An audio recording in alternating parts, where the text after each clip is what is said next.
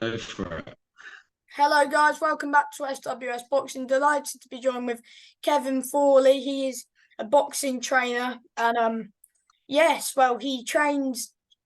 We're good. Well, should we start off with Lee Cutler? Of course, he got a big win on the weekend against an unbeaten prospect in. Was it? It was Stanley Stannard, wasn't it? Stanley, yeah, that's right. Stanley Stannard. It was a good Yeah. performance from Lee, wasn't it? Yeah, it was, mate. He boxed exactly as we wanted him to. We knew we knew what Stanley might think was gonna happen. So we worked a lot on camp about doing the opposite. Because the thing is, I've listened, I've watched the fight back um last night, and Matthew Magdalene actually picked up on it that he's such a good boxer at range for somebody who's short and stocky. So he has everything in the locker. Back and let Stanley try and come, which we knew they'd expect the opposite, and we knew they'd be looking for the uppercut. I say we knew. I thought that. So yeah, that's the way we went about the fight, and Lee just put on a boxing exhibition. He was a little bit afterwards, which I knew he would be. He sort of thought he could have done more, and he could have pushed on and maybe even got a stoppage, or just push Stanley Stannard a little bit more. But he's a really good boxer, very good boxer, very slick, 5'11" I'm southpaw. surprised how So it's all about just getting the win, mate. I'm surprised that how close it was. I had it a little bit wider. Yeah, I think when we was at the ringside, I said to Lee, I thought it might be closer than what Lee thought, but I kind of had a feeling off the referee in there, by some of the things he was saying and a couple of the warnings and that. Um, at the end of the day, it's one of those, mate. It's. I thought it was, having watched it back, it looked a lot clearer. But at the end of the day, as long as you're getting the win, that's all that matters. And the Hmm. one thing that nobody's in doubt about is that he won the fight. So Yeah. whether he won it by 10 round shutout, or 2 rounds, or whatever it was, then we got the Hmm. win. Yeah. Of course, because Lee before that he fought, was it Scott James that when he won the area? He beat Scott James for the Southern Area title. Yeah. I mean, he proved that he was way above that level in that fight, didn't he? Yeah, massively. We was at Southern Area level, probably round about the Brad Ray loss, Mm. but after the Brad Ray loss, and we had to come back and rebuild and deal with that. Then everything happens for a reason. So we put things back in perspective, and we started from that, and we went back and got that title, and we've just pushed on since then. Yes. So is the next step the English title? Yeah. So when So is that Sam yeah, I Gilly? mean, we everybody in boxing seemed to think that Sam Gilly would vacate that title, and that Lee and Stannard would have boxed for it, it was a shame that they didn't. He's got, I believe, Sam Gilly's been told he's going to defend against Kingsley, so we might have to wait longer. Um, I do feel like Lee and Sam Gilly's a much bigger fight than an English title. Um, I think that's one for down the road. If it's what we have to do and Mm. take, then fine. But as you learn in boxing, it's business. Lee would fight anybody, anytime. But the reality is, you've got to think about it from a business point of view. And that's a big fight. The Stanley Stannard fight was a big fight for an eliminator, So the lads take what they have to, and it was hats off to both of them, because they're both prospects, and Stanley putting his unbeaten record on the line.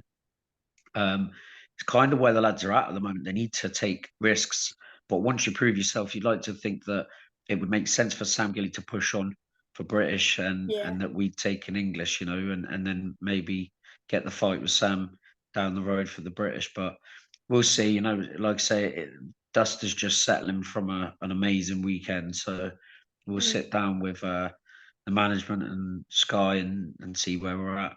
Mm-hmm. And of course, you've also got Jack Simpson as well. Yeah, Is yeah. it So isn't he Jack's 4-0? been off for a little bit. He's bought a new house and had a baby, and unfortunately, his father-in-law passed away.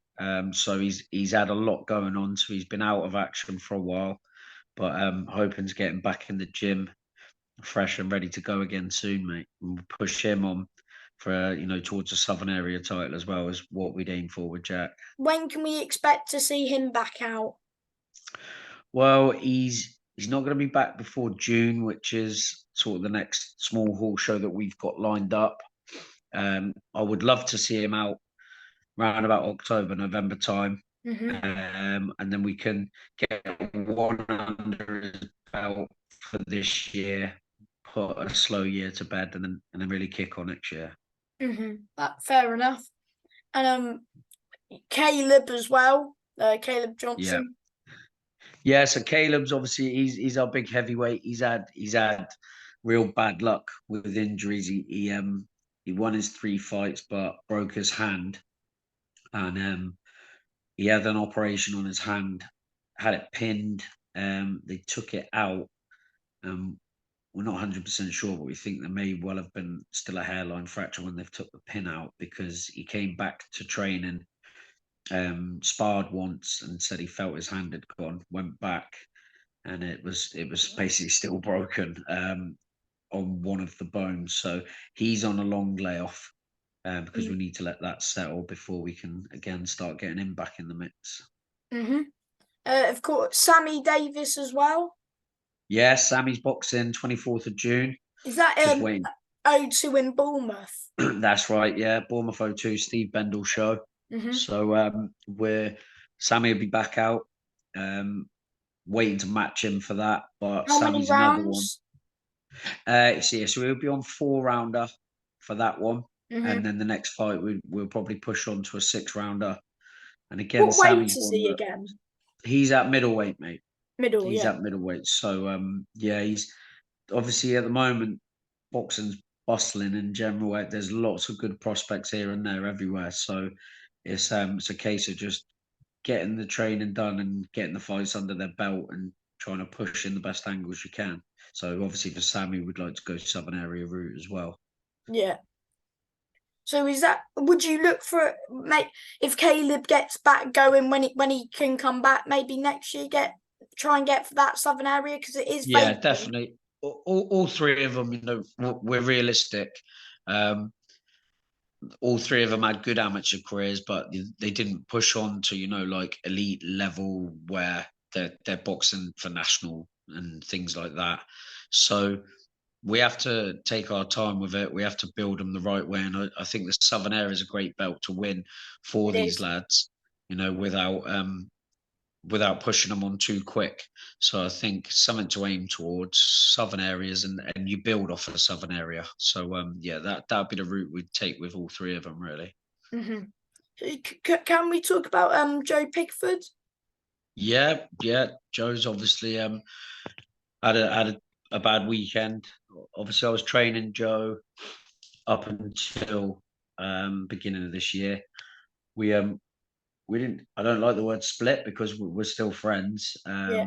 But he wanted to go with Southampton, where he lives. He went with Jacob McMillan. Um, we're still in touch. But him and Lee were the same weight, obviously. So I think he just wanted his own space and his own sort of routine.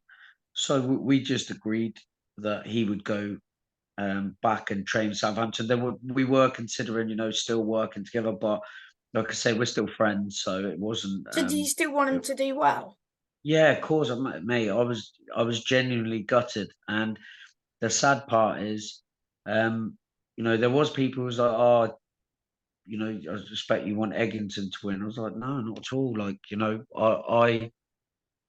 I'm not that sort of person. I've got family. I'm very family orientated, and I know Joe's family, and I wanted him to push on. Of course, I would have loved to have been a part of it, but everybody has their own story What written, do you and think went wrong for him? he didn't get going. He just, the thing is with Joe is he has ridiculous power. I will tell anybody he really does, but Mm. he didn't get going. And the thing is, some people they blame the boxer. Oh, he wasn't what he thought he was, or they'll blame the trainer. The trainer's normally an easy one to blame. Um, Yeah, but the because reality is, recently I've seen people take their first defeat and they're all starting saying they're not what they are. It's just yeah, it will. after It's one mad defeat. because in this sport, if you have a bad day, it can cost you a career, which is stupid. And something I've always said on interviews before and speaking with other people, Yeah. not a mad MMA fan, but Mhm. something that I really like about the UFC and things like that is you can have a guy who's had 5 defeats still labeled as one of the greatest because Mm. the fans they back them. So it's like if they lose, it's like, oh well, he can fight so and so next, he can fight so and so, or there's still a fight there. Whereas in boxing, if you lose, that's it. You're finished, you're written off. And it's sad because most of the people who are saying this stuff have never boxed themselves. And You Sam know, Egerton's we one of will those just people because read he's comments. he's one of those people because he's took a few defeats Exactly, as mate. well. Exactly. I mean, And he's came back. yeah. I mean, he's only 29, I think, and he's Sam Egerton, and he's been in with everyone. Yeah. He's only been stopped by world class. He's beaten, some really good opponents. He's a really class lad. But the thing is, Joe Pigford can still be amongst all that. And that's up to him and Jacob, and his team to sort of pick him back up if that's what he wants to do. But he he unfortunately is now where we was before, where everybody's so quick to jump on you. At the end of the day, if everybody stopped slating boxers when they lose one fight, then there'd be a lot more fights because boxers wouldn't be so scared of losing their own, and Mm. and you get a lot more entertaining fights. So the same people who slate people when they lose are the same people who are complaining when they're saying, "Oh, this card's rubbish." There's no good matchups. Well, yeah, because nobody wants to lose their zero. Nobody wants to fight and lose the chance of future business. So that's what I do like about the UFC and the MMA. You can have 5, 6 losses, but still be considered an absolute warrior, which every person who gets in a ring or a cage is. So. Yeah. And of course you used to did you used to train Tommy? No, so Tommy Welsh is a good friend of ours. Obviously, he's trained by his dad Scott, but also big friend of mine, Benny Pringle. He's good friends and trains him. So I'm obviously very good friends with Benny. So we go down. We've been down obviously Lee Spard, Eubank, and we spend time. But Tommy's an absolute great lad. Like him and his dad. The whole camp when you go there, that they're really accommodating. It's like Michael McKinson. We have a great relationship with them because boxing builds bonds, done it, and Like we go Mikey's down there. lost one and now he has to just go back and Yeah, he's starting again, but Mikey's so laid back. He's such a cool character. He's like, yeah, I'll fight him. I'll fight him. And he truly believes in his talent. And look where it gets him because he took his knock. I mean, he's lost to somebody who's probably going to go on and be an absolute monster, pound for pound, with mm, Ortiz. So Mikey took it in his stride, and he's had to take 2 fights that maybe not where he wanted them, but he's not complained and he's doing his business and going about it. So yeah, Mikey McKinson, Tommy Welsh, both teams is Mike's dad, Mike Ballingall and Benny and Scott. They're all great people. They're all really nice people. It makes the job that we do nice when you can sort of go to other gyms where you get on with lads. mm-hmm. And of course Chris as well. Chris Billham Smith won the world title on the weekend. Yeah. still surreal, mate. It's What a still performance surreal. from Like, him. obviously, I've known Chris years and years and years. We boxed together in football, but I was saying, like, back in 2010, we went over to Zurich and we boxed as an like England select Was you against. his head coach, like when he was amateur? No, I was just one of us. Oh, your mic's on mute. Mute. Oh, Sorry, I I missed can hear that you then. now, mate. Yeah, sorry. I stopped boxing. Me and Chris had boxed together, and then I'd done my coaching badges.